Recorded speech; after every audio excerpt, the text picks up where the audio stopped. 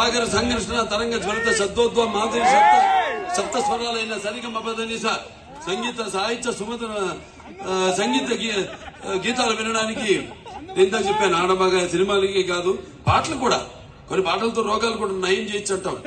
ఈ పాటలతో మనం చూస్తున్నాం. సినిమాలో పాటలు కాదు, మ్యూజిక్ కి అసలు ఎలా వయసు కూడా మైమరిచిపోయి ఎలా పళ్ళు ముచ్చిన వాళ్ళు కూడా థియేటర్లో ఎలా వాళ్ళు డాన్సులు చేస్తున్నారు. వాళ్ళకి ఎక్సర్సైజ్. అవును, అది ఎక్సర్సైజ్. ఇదే పాటలు రోగాలు నయం చేసేదంటే అది 2-3 రకాలుగా కావచ్చు. విని కావచ్చు, లేకపోతే మన నడవడికి కావచ్చు, పాటలకి మన ప్రతిస్పందన కావచ్చు, ఫిజికల్ కావచ్చు, ఇంకో రకంగా కావచ్చు.